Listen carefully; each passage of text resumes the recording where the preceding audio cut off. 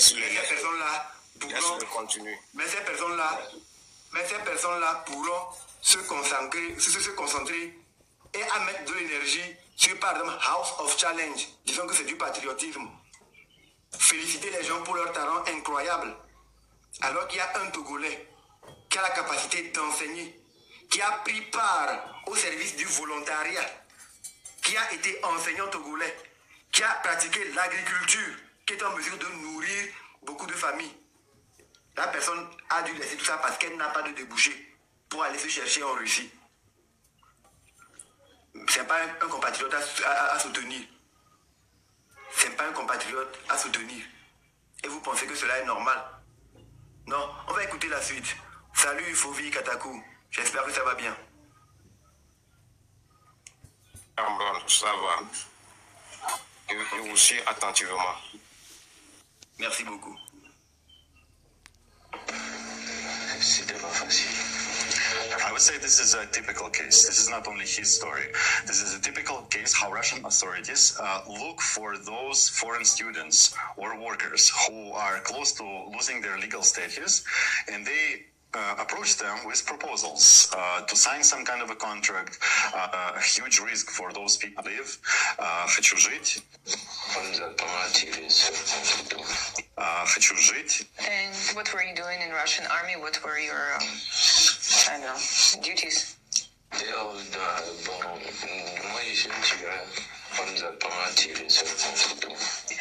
Do you remember your first day of war? Like when you went first on the mission? How was it for you? Oui, je me rappelle bien. Ma première mission, c'était celle que j'ai été capturée. J'ai fait seulement une mission. Okay, how did he get captured? Did you surrender?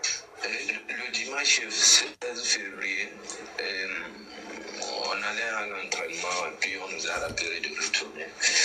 On revient au camp, on a fait sortir une liste de 10 personnes. J'ai vu mon nom dedans. Ils m'ont appelé et dit vous allez au front. On a quitté là-bas pour un autre lieu. Et c'est là-bas ils ont organisé les groupes. Dans mon groupe, nous sommes au nombre de 5 et de 6 pour attaquer. Et au front, arrivé dans l'intervalle de 15 à 20 minutes, on a perdu 4 personnes déjà. 4 sont migrés. Sur un groupe de 6. Dans un groupe de 6. Séparés 3-3 pour attaquer. Il restait 2 personnes, moi et un autre. L'autre là, je ne l'ai pas vu. Je cherchais un lieu pour me protéger.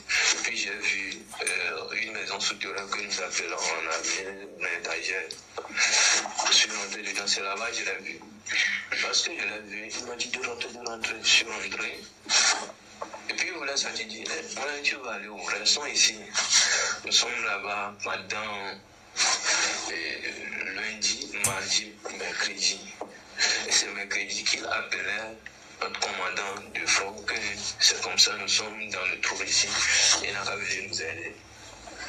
Lorsque le commandant venait, à côté du blindage, la maison souterraine, il y avait les Ukrainiens là-bas, juste à côté. Le commandant il contournait au niveau des Ukrainiens et il tirait. C'est en ce moment les Ukrainiens aussi tiraient. Lorsqu'ils passaient, les Ukrainiens se sont rendus compte qu'il y a il y a certaines personnes là-bas qui voulaient venir, c'est parce qu'il est venu avec voiture. Et c'est en ce moment les Ukrainiens tiraient sur notre truc là. Et c'est assez gros. Là, j'ai perdu mon second aussi. Il me restait seul. C'est là-bas j'ai eu des blessures partout. La scène se passait vers 16h comme ça. Je faisais comme moi si je suis décédé parce qu'il y a des troupes qui passaient chaque instant, qui roulaient là-bas, qui ne quittaient pas. Mais je suis sous les voies là-bas comme quelqu'un qui est décédé. J'étais là-bas jusqu'au crépuscule. Vers 19h, je ne peux plus voir l'homme quoi. Et j'ai fait semblant, j'ai enlevé le bois là. Je suis sorti parce que j'ai quitté la forêt il y avait un grand espace là-bas rempli de neige. Mais là-bas, vous ne pouvez pas marcher. Si vous marchez, il y a des drones partout. On va vous voir. Je suis obligé de ramper pendant des kilomètres pour quitter cet espace. Parce qu'il a quitté l'espace et je me suis retrouvé sur la ligne du front entre l'Ukraine et la Russie. Mais arrivé là-bas, je suis au bout du souffle. J'ai trouvé encore une maison souterraine là-bas, je suis rentré dedans, il y a eu du sang partout, mais j'ai essayé de me cacher parce qu'il faisait froid aussi. Je suis resté là-bas jusqu'au lendemain. Le lendemain vers 10 heures. En ce moment, mon pied ne travaillait plus. Ma mère aussi ne travaillait plus. L'autre là qui travaillait, j'ai tenu un bois comme ça pour m'habiller, tout ça. J'ai pris la route encore. C'est en ce moment sur la route. Quand je vois un bruit quelque part, je vais là-bas, je n'ai plus peur. Parce que soit je vais mourir, soit je vais rentrer. Et c'est arrivé un moment, j'ai vu une personne avec le drapeau de... Je vais aller là-bas. Je suis parti, on m'a braqué l'arme sur moi, tout ça. C'est là que j'ai été capturé. What were your expectations of the front line and basically how did it match with? Entièrement, je n'imaginais pas quelque chose jusqu'à ce niveau. À un intervalle de 10 à 15 minutes, 4 personnes décédées comme ça, c'est atroce et c'est inhumain. Jusqu'à là, je ne dormais plus. Quand je... C'est pas...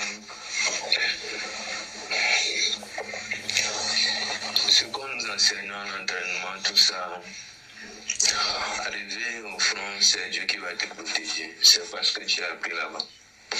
C'est tout ce que je peux dire. You're a foreigner. How did Russians treat you as a soldier? Were you equipped in the same way? Were you treated equally? How was that? Non, il n'y a pas eu de différence. Ils nous ont traités bien.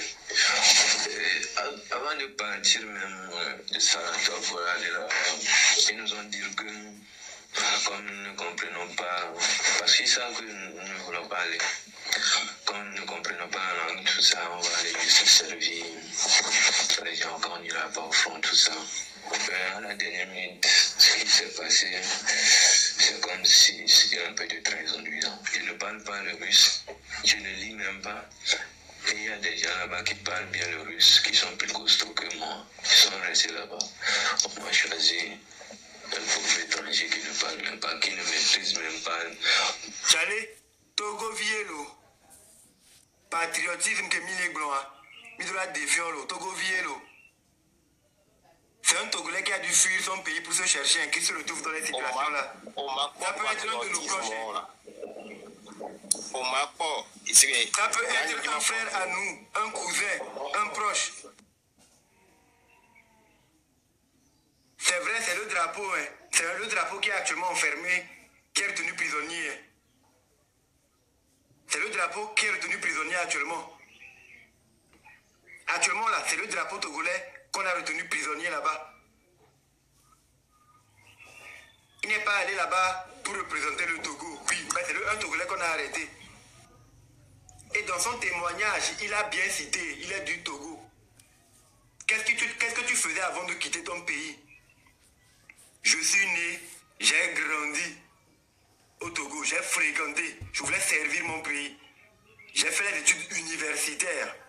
Je suis devenu étudiant, j'ai eu ma licence.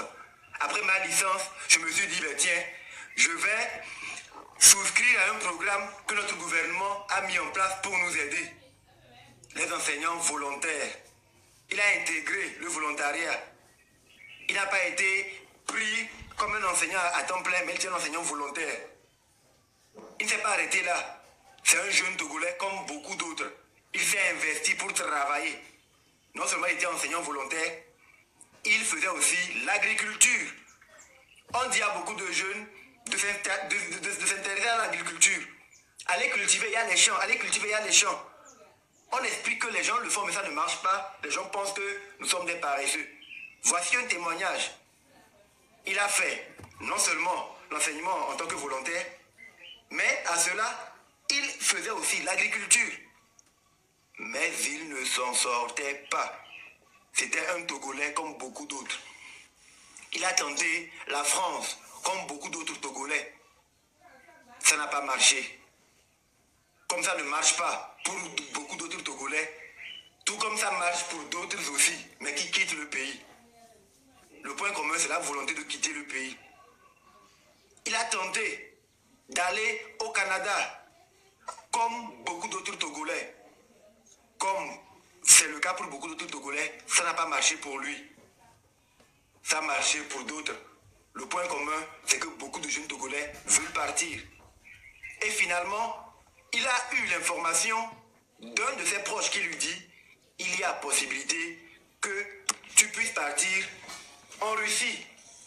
Et en Russie, c'est plus facile, c'est plus simple pour toi d'y arriver. » Il tente pour la Russie. En effet, il part.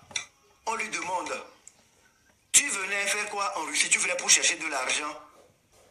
Il dit « Bon, en partie, non, parce que je suis venu pour étudier en Russie, pour avoir des diplômes, acquérir des connaissances et des relations qui puissent me permettre, à la fin de mes études, en rentrant chez moi, de construire des hôpitaux pour pouvoir sauver mes compatriotes. Parce que oui, nous savons que pendant des années, la minorité pieuse était incapable de mettre des hôpitaux sur pied. C'est la raison pour laquelle je suis parti. Il arrive, après à peine un mois plutôt d'études, un de ses amis lui dit « Comme c'est difficile pour toi de t'en sortir, il y a un mécanisme pour que tu puisses gagner de l'argent. Tu peux servir dans l'armée. » Il dit « Ah bon ?» Il dit « Mais comment ça se passe ?» On dit « Non, vas-y, essaie de te renseigner et tu verras. » Il ne parle pas bien russe. Il est arrivé pour se renseigner. On n'a pas pris le temps de bien lui expliquer selon ce que lui-même il nous dit. On lui fait signer des papiers et on lui dit, voilà, vous êtes enrôlé, vous partez au front. À la base, il était censé ne pas aller au front, mais juste servir les autres et tout. On l'a choisi, on l'a envoyé au front. Ils sont arrivés au front le premier jour, première mission, il s'est fait capturer. En moins de 10 minutes, il a vu mourir plus de 4, 5, 6 personnes.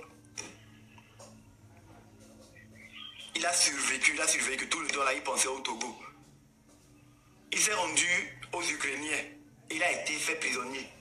Imaginez, il aurait pu mourir parce qu'à plusieurs reprises, il a fait la mort pour pouvoir survivre. Imaginez qu'il soit mort. On n'aurait jamais entendu son histoire. On n'aurait jamais entendu son histoire. Toi qui me dis c'est lui-même qui s'est enrôlé, ne détournez pas l'histoire. Il y a d'autres Togolais qui sont morts. Estimant que c'est lui-même. Je sais, monsieur, je vais en revenir. Quelqu'un dit, c'est lui-même qui s'est enrôlé, ne détournons pas l'histoire. Ok, je te le concède. Admettons. Laissons cette Amron. Il y a certaines choses qui est cœur. Faut vite, s'il te plaît, s'il te plaît, faut vite, s'il te plaît, laisse-moi les traiter, c'est important. Toi qui me demande, oui, c'est lui-même qui s'est fait enrôler, ne détournons pas l'histoire. Admettons que ce soit lui-même qui se soit fait enrôler.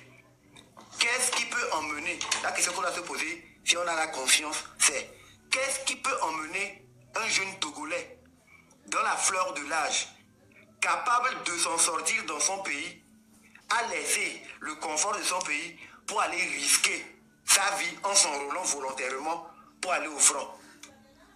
S'il a mieux dans son pays, qu'est-ce qui peut l'emmener à s'enrôler dans une guerre étrangère volontairement pour aller mourir pour une patrie étrangère? Il ne faut pas avoir des raisonnements de cancre. Les gens sont en mode survie. C'est de ça qu'il s'agit. Et le monsieur, il aurait pu mourir, comme beaucoup d'autres qui sont morts. Et on n'entend même pas parler. C'est une opportunité. C'est une opportunité. C'est une opportunité pour nous de savoir ce qui se passe, de prendre son exemple, pour pouvoir tirer la sonnette d'alarme, dire qu'il est temps que cette minorité-là puisse dégager, sans quoi le Togo est condamné pour toujours. La jeunesse ne va jamais s'en sortir. Ils ont sacrifié l'avenir de la jeunesse pour pouvoir, eux, être riches dans l'éternité. Et tant que nous nous taisons, ça va être une chose qui est perpétuelle. Il est temps qu'on puisse s'arrêter. Il aurait pu être sur le territoire togolais et vouloir s'engager à revendiquer ses droits et se retrouver en prison parce qu'il n'a pas pu maîtriser ses émotions. Si on doit admettre que c'est quelqu'un qui a pu volontairement s'enrôler dans l'armée étrangère pour aller mourir au front, c'est qu'il aurait pu être sur le territoire togolais et puis vouloir mourir pour son pays et se faire arrêter et jeter en prison. Il y a beaucoup de personnes qu'on arrête et qu'on enferme en prison, disant que ces personnes-là sont en train de vouloir déstabiliser les institutions de la République, disant que ces personnes veulent troubler l'ordre public.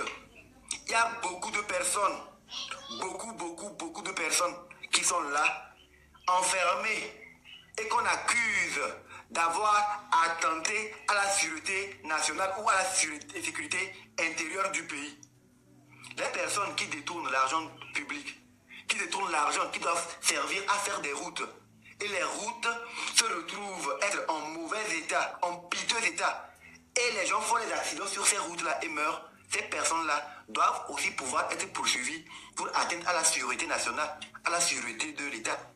Parce que le comportement de ces personnes-là met en danger la vie des concitoyens. Quand on parle d'atteinte à la sécurité de l'État ou à la sécurité nationale, cela ne doit pas être reporté uniquement sur un seul individu ou un clan, non. C'est sur toute la nation, on dit sécurité nationale. Donc toutes les personnes qui ont des comportements qui peuvent perturber l'équilibre national, fragiliser l'écosystème social, ces personnes-là doivent pouvoir être arrêtées, être jugées. Ces personnes-là doivent être enfermées. Entre les personnes qui détournent l'argent public, qui doit servir soit à construire des hôpitaux ou moderniser les hôpitaux, qui doivent permettre à construire des écoles de référence pour assurer l'éducation à nos enfants, à la future descendance, à la relève de demain. Ces personnes-là qui détournent de l'argent n'arrivent pas à construire ou à équiper les routes comme cela se doit, les hôpitaux, les écoles sont plus criminels que les personnes qui ont eu juste l'intention de vouloir revendiquer leurs droits. Elles sont plus criminelles que les personnes qui se sont juste exprimées, qui ont dit on en a marre, trop c'est trop, elles n'ont tué personne. Quand je détourne l'argent d'une route, le lendemain les gens empruntent cette route-là et il y a un accident, il y a 5-10 personnes qui meurent, je suis le responsable de cela. Je dois être poursuivi pour atteindre à la sûreté intérieure du pays, à la sûreté de l'État. On doit m'arrêter pour ça, mais on me laisse en liberté. Je continue à rouler dans de belles voitures, on m'appelle autorité. Et quand les gens qui perdent leurs proches sur ces routes-là, dans ces hôpitaux, ils sortent pour dire on ne peut pas nous traiter comme ça, on ne peut pas vivre dans un pays où les hôpitaux sont dans tel état. Vous dites il faut les arrêter, il faut les enfermer. Ils veulent perturber l'ordre public. Ils sont en train d'attenter à la sécurité nationale. Non. Donc, si on doit faire preuve de tolérance, envers ceux qui détournent les routes et l'argent des routes, l'argent des hôpitaux, ceux qui détournent l'argent des deniers publics, et cela est bien documenté dans les différents rapports de l'IGE, de l'ITIE, de la Cour des comptes, ces institutions qui ont été mises en place par le président de la République lui-même. Si ces personnes sont en liberté, parce qu'on est tolérant, parce que oui, bon, c'est peut-être des proches, ou bon, on essaie de leur donner une nouvelle chance, il faut qu'on donne une nouvelle chance à ces personnes-là qu'on a enfermées, alors que ces personnes n'ont tué personne, elles n'ont fait que exprimer leurs idées. Avril 2009, avril 2025, cela fait près de 16 ans ou plus. J'ai une pensée spéciale pour son honorable Bacha Nyasingbe, parce que je suis du même village, je suis de Pia, et je me dis, entre frères, peu importe ce qu'il y a des limites où on doit faire preuve d'humanisme et de tolérance. Au-delà de Bacha Nyasingbe, je plaide pour tous ces prisonniers politiques, ces personnes qui n'ont tué personne, qui n'ont fait que exprimer leurs idées ou leur désapprobation. Oui, on peut dire qu'elles n'ont pas utilisé les voies conventionnelles. Oui, on peut essayer d'admettre qu'elles ont fauté. Admettons cela, que la justice a fait très bien son travail. Mais si la justice peut se montrer clémente envers les personnes qui violent les lois qui nous gouvernent, qui violent les ressources du pays, au vu et au su de tout le monde, dans des rapports documentés. Il faut faire preuve de magnanimité, autant d'humanisme pour nos compatriotes qui sont dans des conditions carcérales inhumaines. Quand je plaide pour l'amélioration des conditions carcérales, c'est parce que moi-même je sais que je suis un prisonnier ambulant. C'est parce que je sais que demain, un de mes proches peut aller en prison. Si moi-même je ne vais pas en prison, un proche à moi peut aller en prison. Ça peut être mon fils demain, ma fille. Ça peut être mon père, ma mère, mon cousin, mon oncle, un ami, quelqu'un qui m'est proche. Et il faut qu'on sache que les innocents aussi vont en prison. Demain, les autorités aujourd'hui, certaines personnes qui se disent autorités, peuvent se retrouver aussi en prison. La prison ne doit pas être un lieu où on déshumanise les gens, où on viole les conditions de la dignité humaine. Ce n'est pas possible. À ce 21e siècle, on ne peut pas être humain. Dire qu'on veut emmener les gens à se redresser, à devenir de meilleures personnes en sortant de la prison et on les met dans des conditions des animaux. On ne peut pas être un dirigeant conscient, visionnaire et traiter ses propres compatriotes de la sorte. Ce n'est pas possible. On n'envoie pas les gens en prison pour les déshumaniser. On les envoie pour qu'ils puissent prendre conscience qu'ils ont été déviants. La prison est normalement un sanctuaire de renouvellement qui permet normalement aux gens qui y vont de travailler sur leur personnalité et de sortir différents. Sortir revigoré. Sortir recalibré. Donc il faut qu'il y ait au sein de la prison, normalement même des bibliothèques, pour envoyer les gens à faire des recherches. Il faut qu'il y ait même des séances de développement personnel sur les prisonniers, pour les emmener à prendre conscience de quel est le rôle qu'ils doivent jouer dans la société. Il faut qu'on emmène les prisonniers à savoir que non, vous n'êtes pas des renégats ou des rejetés de la société, non. Vous avez été déviants. Tout le monde peut faire des erreurs. Mais voilà, venez ici, réfléchissez à comment vous devez être plus utile à votre société. Un prisonnier, c'est un humain. Il a le droit de dormir dans une cellule bien propre, aérée. Avoir accès à une infirmerie de qualité au sein de la prison. Manger décemment dans une salle où tout est bien. Même la salle peut être climée. Ce sont des hommes. Pourquoi pas? Vous allez dire que non, c'est un confort. L'État dépense suffisamment pour les prisonniers. Donc autant faire en sorte que les prisonniers puissent être une valeur ajoutée pour l'État. Pourquoi ne pas prendre les gens qui ont des peines qui sont longues? Quand tu connais pour 5 ans, 10 ans, tu es à Lomé, ok, on t'envoie à l'intérieur du pays. On construit des prisons modernes. Et il y a beaucoup de terres arables. On peut créer des ateliers de menuiserie. On prend des gens, quand ils sont laissés pour compte, ils sont déviés, on les arrête, on les envoie en prison. On les forme pour être des menuisiers. Ils sortent et ils produisent des meubles qui vont servir pour les écoles que l'État aura à construire. Construire des meubles pour les bureaux. Ils peuvent être utiles. Plutôt que de rester dans des conditions d'animaux, on peut les utiliser autrement. Mais non.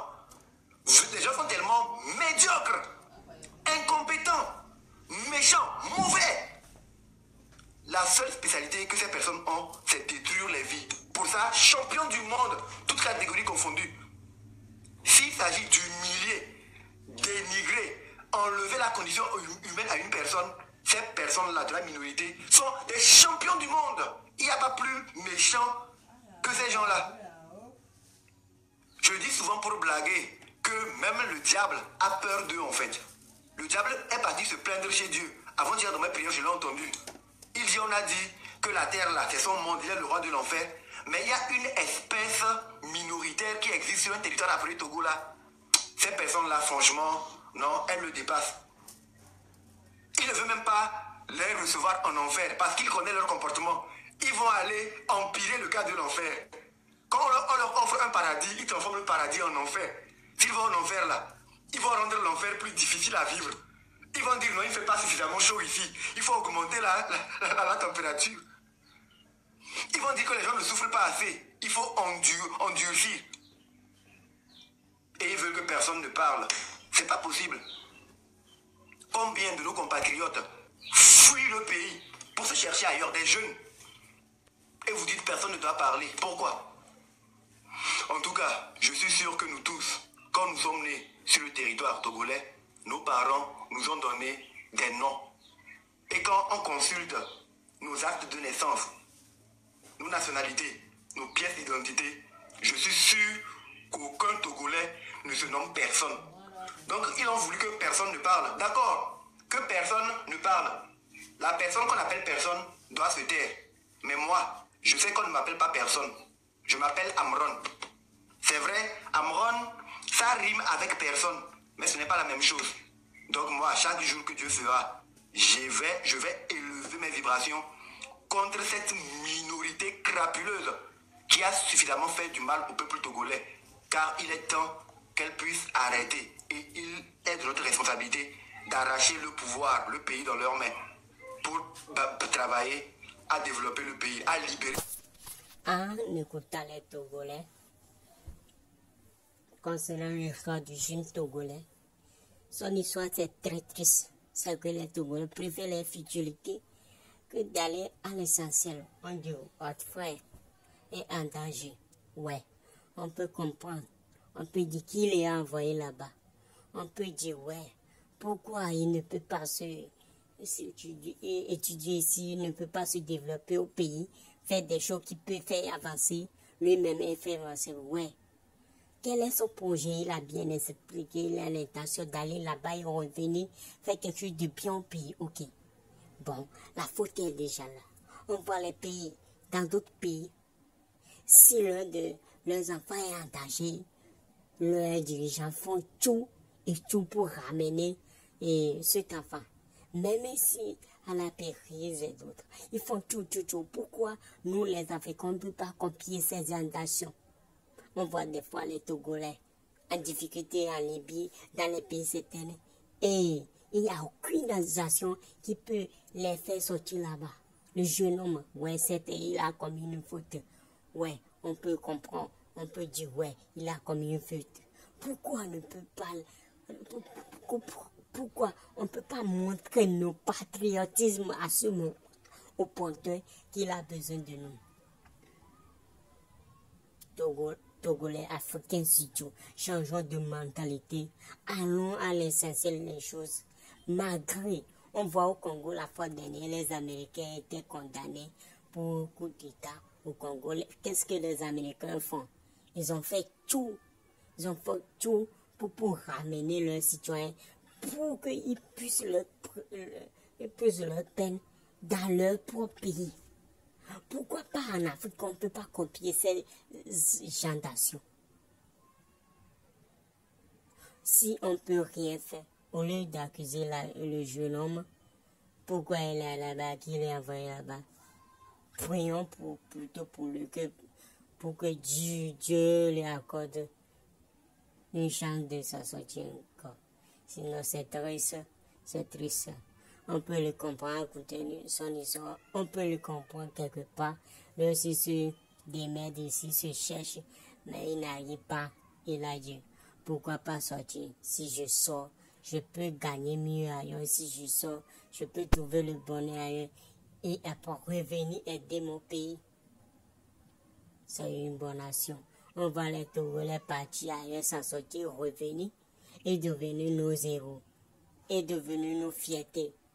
Et devenir les gens qu'on adulte. Pourquoi? Et si ça arrive, qu'un de nos fils ou une de nos frères est parti et est tombé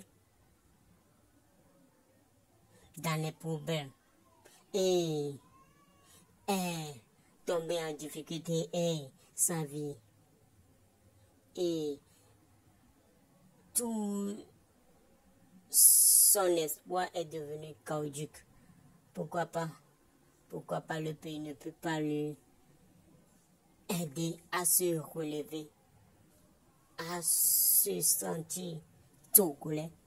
Je crois que c'est à ce moment opportun qu'il a besoin d'être plus que togolais et a besoin de sentir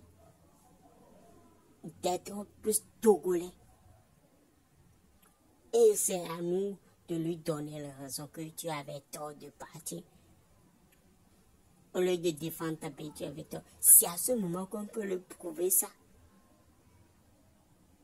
Changeons de mentalité, sinon l'Afrique restera ainsi il restera ici éternellement et rien ne changera.